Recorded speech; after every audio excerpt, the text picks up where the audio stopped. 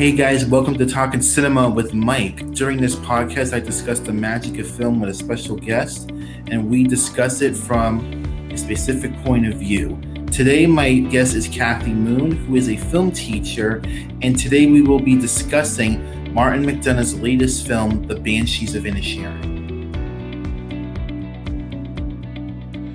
So, Kathie, welcome to the podcast. Thank you. Thank you for inviting me. So, what did you enjoy about Martin McDonagh's latest film, The Banshees of Inisherin?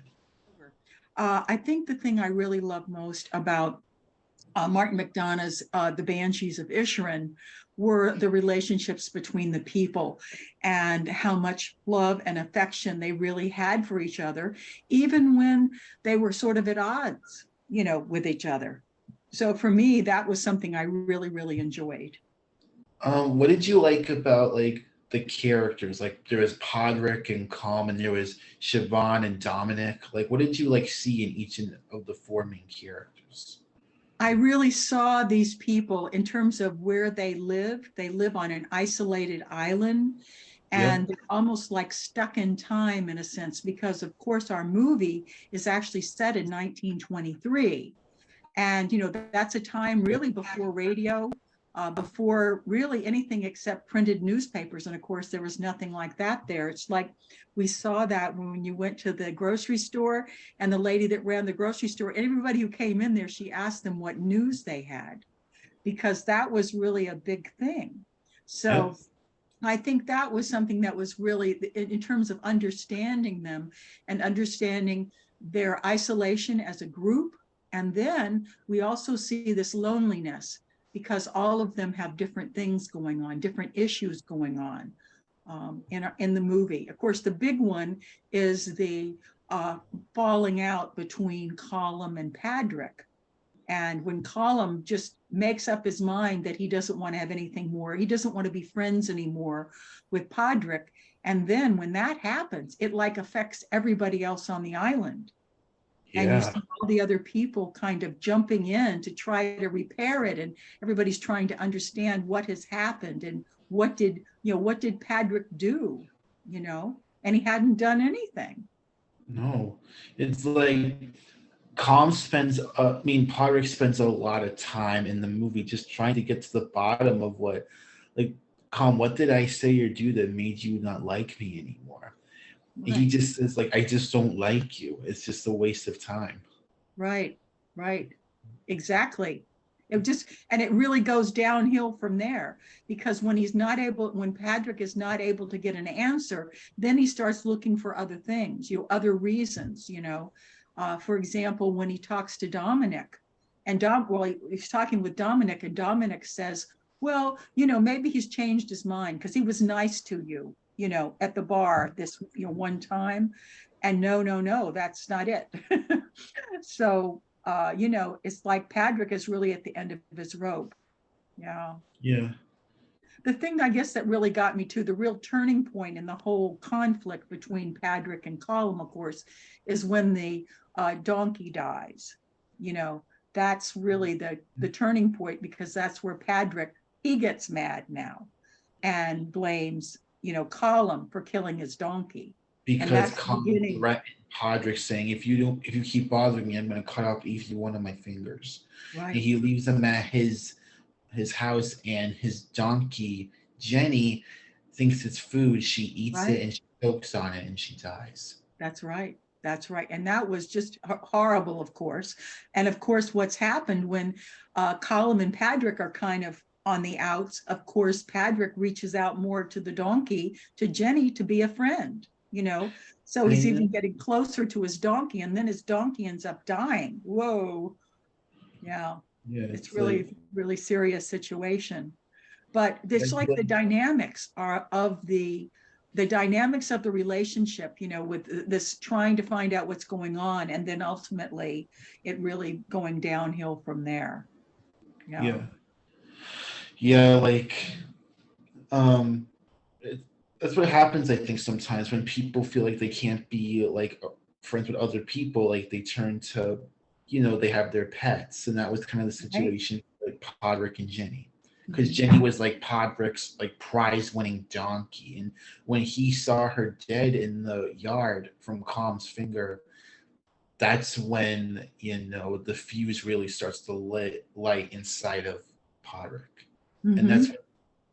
that's when things start really getting like out of control.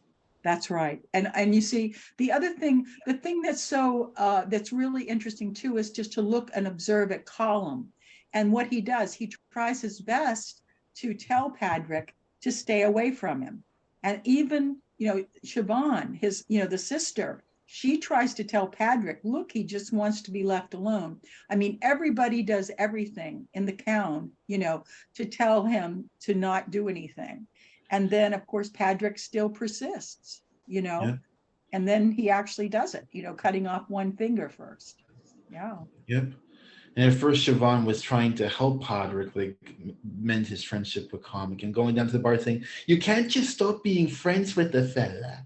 That's right. That's right. It's really interesting. It's like, what it is that when Padrick and Colum are not friends anymore, it just affects everybody, the whole That's town. No, amazing how it everybody's out affected. of sorts.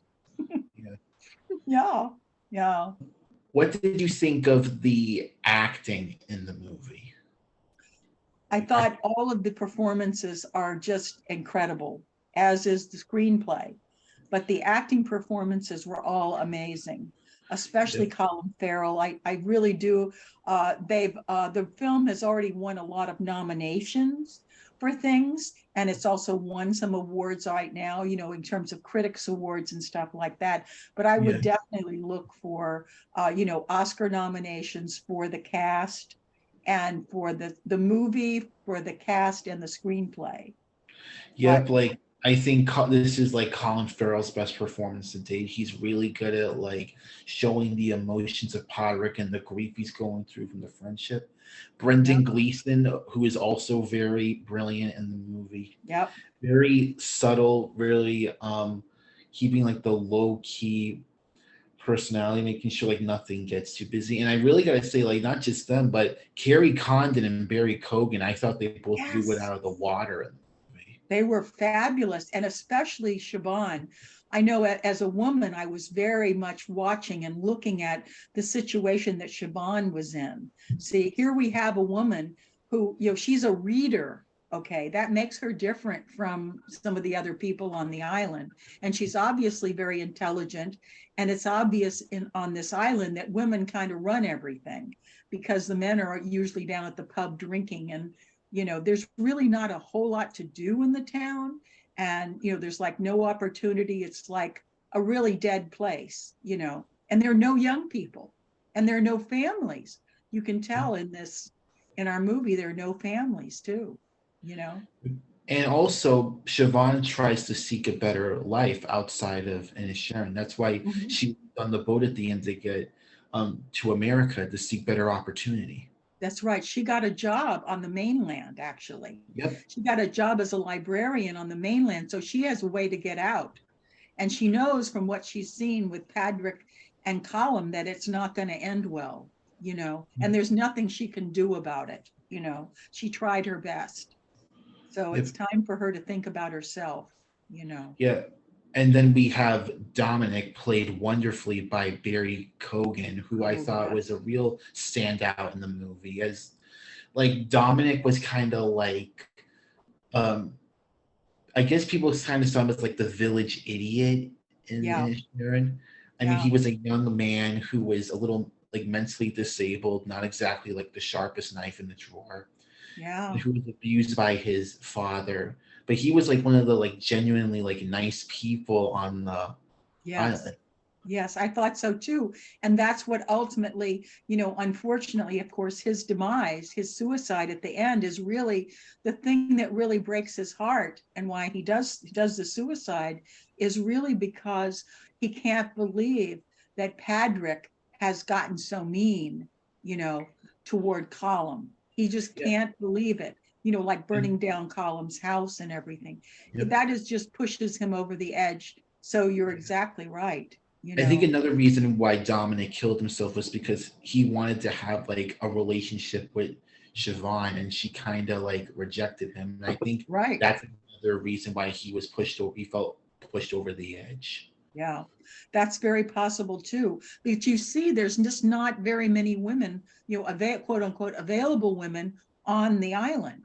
I mean, that's what we see in terms of, most people are married, Yep. or people aren't married, like obviously Colum and Patrick aren't married. And, but Barry's still younger, he's much younger than they are. And so he has hopes of, having a relationship. Yeah. Yeah, that's what, like, it's like you said, it's a dead island. There's not much, and like Dominic and Siobhan wanted more out of it than just like the simple life that, Podrick, he was just like a farmhand with Jenny and the cows and the horses. He would Yep. just go to the pub to have a few pints with Com. He had like a very simple life, and Right. his sister and his friend wanted more out of that. See, the thing that you really see here is that Colum's only job is being he's basically he has a cow and he milks the cow and he sells the milk. That's really what he does as his job. And in terms of Siobhan, I'm not sure what she does on the island, but she must have something that she does too, as work, but maybe not, And of Yeah. course, Colum is of course a musician Yep. and a writer, writer of music. So, he, definitely when he was younger and everything, you can imagine him playing every night, his fiddle and other musicians joining him. There's such a great tradition in Ireland, especially, of singing and playing music, Yeah. Yeah. And also, Kathie, I came across another, like, I watched like a lot of behind the scenes videos of movies, and Mhm. Martin McDonagh was saying that, like, because of the Irish Civil War that was happening on the island across from them, Right, exactly. that was also kind of probably causing a lot of like desperation around their Well, land as well. We'll fight. what I thought was that it's like the island, which is part of Ireland, is so distant from the mainland that they are not even really very involved with it. But it is a constant throughout the whole movie, starting in the beginning, and there are constant reminders of it with the explosions that we hear and everything. And I wanted to say too that the Civil War that's going on is Irish people against Irish people, because this is after the Irish had kicked out the British, and split from Great Britain. But this is what happens after, they set up Northern Ireland and Ireland as two separate countries.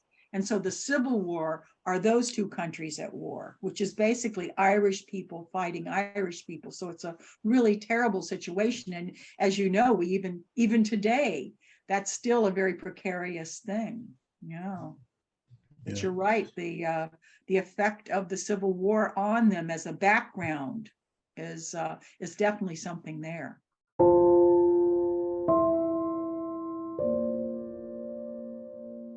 Okay, guys. So during the Banshees of Inisherin, there is an Irish Civil War happening in the next island over.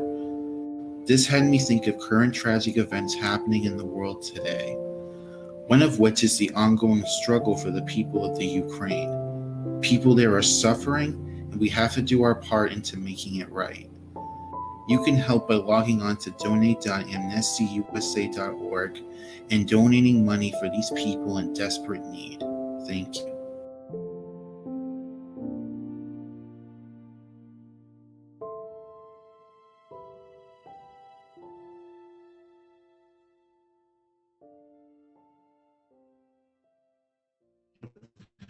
Another thing about like Martin McDonagh's movies is that he makes them very tragic, but they're also like darkly humorous. And They while I'm are. watching the movie, like I was laughing a couple times to a couple of the lines. I Like know. whenever like Dominic was seen on screen, like he had me laughing a little bit with his That's right. lines. Like when we first see Dominic, he sees Pyrick walking by him. He's like, "Look at this! I found. Stick with the Yeah. hook in it." Yeah. You're right. This is what's so great about McDonagh's films. A lot of them are very tragic, but they are so funny, and you almost feel guilty laughing at them. I mean, laughing at these people because, as you said, Dominic seems a little bit simple, And you almost feel guilty laughing about it, but you can't help it. And 1 minute you're like laughing, and the next minute you're feeling like crying because it's so tragic. He takes us on this journey where he keeps shifting us, and it's really a very powerful thing. I think it's just such a fabulous thing, what McDonough does. And of course, McDonough, in addition to being a movie maker, he's also a playwright. Yes, I read about that. I Yeah, never knew that and I just read about it a couple of days ago. yeah. And this movie was actually envisioned as the third part of a trilogy. He wrote two plays. One is called one was had Ishermore, which is the actual name of a real island, in it. So he's written two other from the Aryan Islands, which are these islands off the coast of Ireland. And so this was really he sort of wrote it in that mindset, as a third part of that storytelling of what life was like, on the island life, I guess. Oh, so you think Martin McDonagh's going to make 2 more movies like The Banshees of Inisherin? I don't think so. I think that instead of doing the play, he did the movie. Oops, there goes my kitty cat. Sorry. That's my kitty cat who just walked by. I'm sorry. He just walked in front of my screen. Sorry about that. You saw a blur. Anyway, can't control the cat, wherever they go. Yeah, I think that McDonough, makes movies every 5 or so years, but he had been working on this one for a really long time. And one of the things, and the reason why Colin Farrell and Brendan Gleeson, of course, they both starred in his great movie that's called In Bruges. Yep, I saw that too. And that is really funny and wickedly funny too. All the things he makes are what I would call a black comedy. They're so dark, they're so tragic, but they are so funny. And I love the way he mixes too. He mixes visual humor, like things we see, like the way Dominic moved and everything, and the things Dominic would do that would be really funny. And then you have really tragic kinds of things too, but there's both verbal humor and also physical, or situational. And I just think it's wonderful,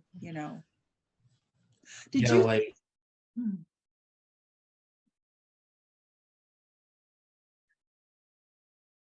Are you frozen, Mike? It looks like you're frozen. He's frozen. So we'll when he comes back in again, then we'll just pick up again. Okay. Yeah, Michael, you were frozen for a minute, so I'm going to click out and let you continue. Okay. Yeah. Sorry, Mike, what were you saying? Could you just repeat what you just said a couple minutes ago, because I lost you for a sec. Oh, okay. Let's see, what was I talking about? You're talking about In Bruges, and then yes, the fact that the two of them work together in that movie. And of course, I think the great strength of all McDonough's movies is that they are black comedies, and a black comedy is really funny, and yet it's also often very tragic or violent. And of course, almost all his movies have a lot of violence in it, but again, it's like, it's sometimes funny violence. I mean, I hate to say it, but sometimes the situation of violence can be funny, but it's ultimately tragic, of course. Yeah, like another Martin McDonagh movie I really enjoyed was 3 Billboards. Yes. And Mike is frozen again. We'll have to wait until Mike unfreezes. Yeah, I can always edit that when he comes back. Okay, all right, because he's talking about 3 Billboards in Ebbing, Missouri. Okay. Which is, of course, one of his other great movies. Great. Yeah, Michael, you just froze again, so I'm gonna let you repeat that again. You were talking about 3 Billboards in Ebbing, Missouri movie? Yep. That's another one of Martin McDonagh's movies that I really enjoy. Yeah, it had a terrific movie. And of course, it won a bunch of Oscars too. Of course, Frances McDormand in that movie was just so incredible as the mom, So was Sam Rockwell and Woody Harrelson as the police officers. Yeah, they were great. And you know who was in it also? Carrie Condon, the woman who played Siobhan. She's in that movie too. Who was she? I don't remember. But she definitely is in it. I'm sorry, I can't remember the name of the character in Three Billboards, but she's in it because I was reading something that had, well, who else, what other things had people worked with, with McDonough, because many of these, people who write the films and direct them, a lot of those people have a whole cadre of actors and they keep reusing those people. And they will actually write screenplays based on getting that person. Yeah. So I think that really makes for something really special when something's been written for you. Yeah, like before Three Billboards, Woody Harrelson and Sam Rockwell were in another movie from Martin McDonagh called Seven Psychopaths. Oh yes. Oh my God. That one's really out there, really very funny. And like so far over the top, it was hard to watch sometimes. Yeah. Yeah. I think so too. But it'll be interesting to see what he does. Anytime that it's, I always look at movies and I'm always excited when a filmmaker that I like is coming out with a new one, Yeah. like, and I think that's a really important thing. It's like I kind of use movie directors as kind of a way to choose movies that I want to see, because it's like, I guess the same kind of thing where you like a particular author of books and you want to read other books by that author, Yeah. I find that. Do you do that too? Do you have some directors you really like? Oh yeah, like just like recently this year, like Martin McDonagh with Banshees and Steven Spielberg with The Fablemans, and Oh yeah. even Guillermo del Toro with the new Pinocchio movie on Netflix. Yes, I love Guillermo del Toro. He's so fabulous. Of course, I've been watching him for a really long time, going way, way, way back into the 90s when he He's a first started making them. Yeah.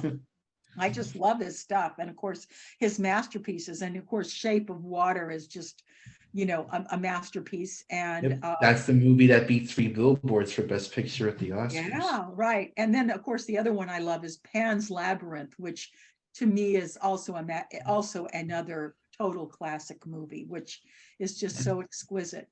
I just love Guillermo del Toro and the way he uses, horror, not horror really, the way he uses, I don't know I don't want to use the word horror. I'm not sure the word I would use, but the way he uses really scariness movies. Yeah. And but he makes them so exquisitely beautiful. Yep. And like he's been really popular lately after The Shape of Water, like this year is Pinocchio, and last year he had that movie Nightmare Alley. Yes, right. That was an interesting movie too. It was really long too, but it was very convoluted. It's kind of like it, of course, it was emulating the movies of the time, the film noirs of the time, of like the 1940s, that whole genre of movies. And so he was making a movie like that, but at a very high level. And of course, you had these fabulous actors because everybody wants to work with Guillermo. Same thing. Any actor would want to work with, Martin McDonagh too. Who wouldn't? I mean, like being in one Yeah, of his movies would probably be a real treat for an actor. yeah, yeah. The other thing that really works well in our movie, I think, is too the way the music is. And the fact is that the music is not like Irish music. Of course, Martin McDonagh gets only the best people, and he has the same guy who writes his music, Carter Burwell. Herbert, who also did the music score for Three Billboards. That's right. He does all of McDonagh's stuff. So he has this like cadre of people that he uses, and also in terms of cinematographers. But the cinematography in this movie was totally exquisite. I mean, everything about it. Yeah, I think his cinematographer, I think his name is Ben Davis. Yeah, yeah, yeah. And he did the cinematography for Three Billboards as well. That's right. That's right. But the way these movies that we're seeing, these are like really what I call really handcrafted movies, where you have this group of people who are truly artists working together and they turn out works of art, because that's what we have. And some people really like it and some people don't. But, I think one thing is that this movie is somewhat hard, because it does have sort of some gruesomeness in it, in terms of when Colin starts cutting off his fingers, but Yeah. it's really tough to take, but you understand it. You understand that, he's trying to get through to Patrick, and to no avail, to no avail. Yeah, to no avail. One of the Okay. things too that I thought was very interesting in the movie is the fact that if Colin cuts off his fingers, he can't play the music that he wrote. I think that's the darkly comedic aspect of that. I think you're right. Whoops, there goes the cat again. Sorry. I don't know what it looks like at your end, but the cat just walked across again. Sorry. I It just didn't looks know she like, was coming. oh, is your cat black? Because Yes, that's the color my I see. cat is a very dark brown and or black. Yes, she is. Yeah. Her Oh, name is Luna, but she's a very nice kitty. But when you live with a cat, it's like her world and we live in it. yeah. Yeah, Yeah. I could definitely see the Banshees of Inisherin. Like, it's already been nominated for Best Picture at the Golden Globes. It got that's nominated right. for Critics' Choice. And it's definitely, I think at this point, going to get nominated for Best Picture at the Oscars. Absolutely. I Academy. totally and Like, completely. I think it's going to get Picture. Martin McDonagh's going to get Director. Colin Farrell's going to get Actor. Kieran Conner for Supporting Actress. And Brendan Gleeson and Barry Cogan are both going to get him for Supporting Actor. I think so too. I think so. We'll just have to see. There's so many other movies too, so it'll be interesting to see because a lot of times we get surprised. But the things that really tell us about it, this, of course, is on the National Board of Review, one of the best movies of the year. Of course, the New York Film Critics, that's another one that's really important.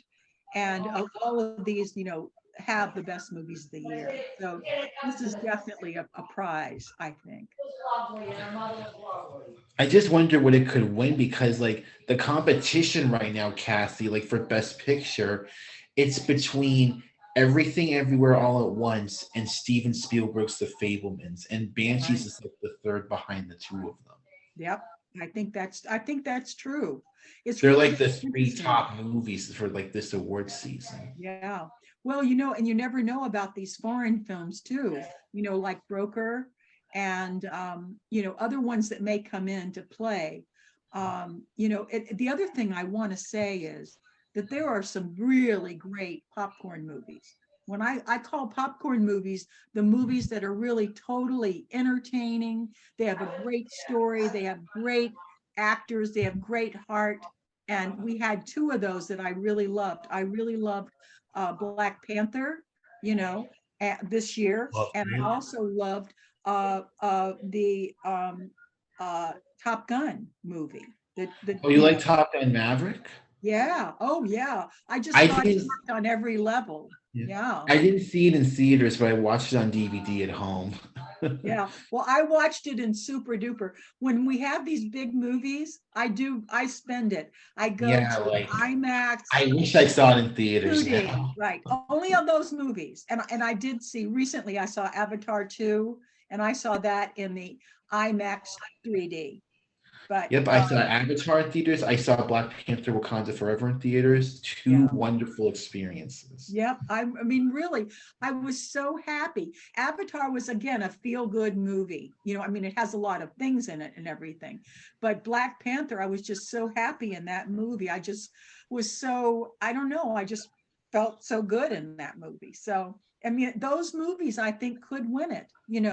I mean, really and truly, we talk about our real arty movies, but in terms of the movies that most people saw, excuse me, and most people really really like, there's so much, both of those two movies I would give A's to, in terms of categorizing films. Those are definitely, they're not perfect movies, but they are, they're the kind of movies that we'll be watching 10 years from now.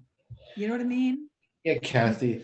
And also like award buzz, like I couldn't believe that like Top Gun Maverick was getting like praise for getting nominated for Best Picture at the Oscars, and it kind of looks like a lock now. A lot Well, of critical acclaim. People are saying it's even better than the first one from way back in the 80s. yeah, I don't know about that, but yeah, I just thought that, now it was just a really great movie.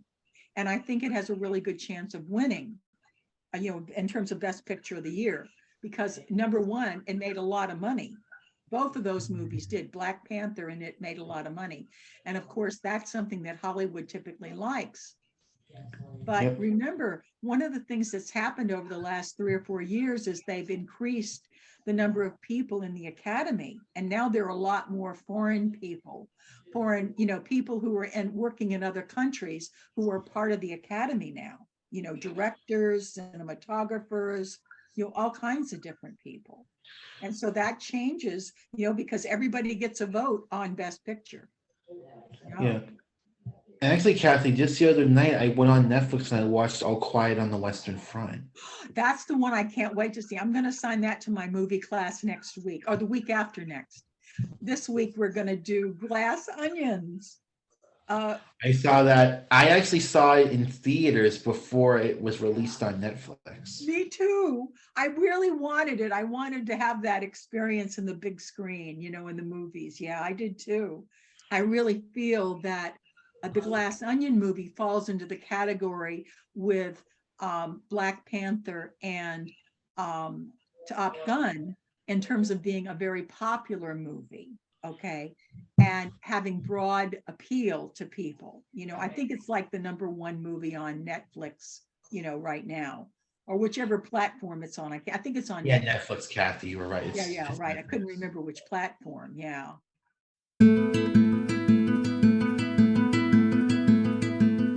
Talking Cinema with Mike is brought to you by Nike Shoes. Hey guys, tired of having to walk to the pub all the time to get your pint of whiskey? Well, you can fix that with Nike Shoes. Special sneakers that will make you kiss those days of walking goodbye. Order now and become the sloppiest drunk on the island by St. Patrick's Day. Warning, we are not responsible for any drunken mishaps that can occur while wearing these shoes.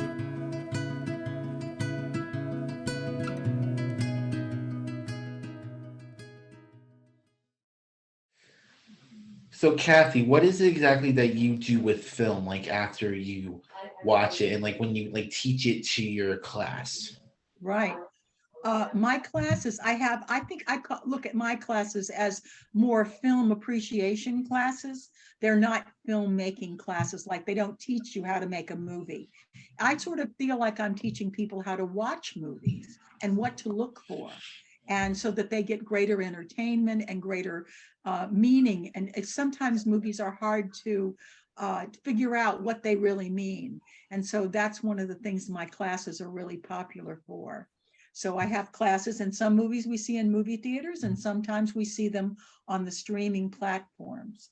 But those are the primarily what I've done. I have done film history classes. I have done that, and different things like that. So, Kathie, would you also be willing to check out the Banshees of Inisherin again, and this time just focusing it on watching it from the editing perspective? Yes, because editing is really one of the most important aspects, because that's how the filmmaker, it tells you the story that you're watching. So yes, that's something that's really good. Like, what does he choose to show us, both individually and the actors and the landscape, The beautiful minor Ireland characters, landscape. all Yep. those people, because we haven't even talked about Mrs. McCormick. Woo, the Banshee, or is she a Banshee? We're still the two best of friends. That's right. Yeah, that's right. And she says, there's going to be 2 deaths. They were. I tell you, she put the fear of God in you all the time. Yeah, there were 2 deaths. There was Jenny and there was Dominic. That's right. That's right. And when she said that, we were thinking Padrick and Colum, right? We were thinking something was going to go really bad there. I love that, because it's so interesting how the filmmaker sort of leads us down these paths and everything. And Martin McDonagh's got a twisted imagination. he is very twisted. I think he is one of the most twisted. Yes, definitely. Absolutely.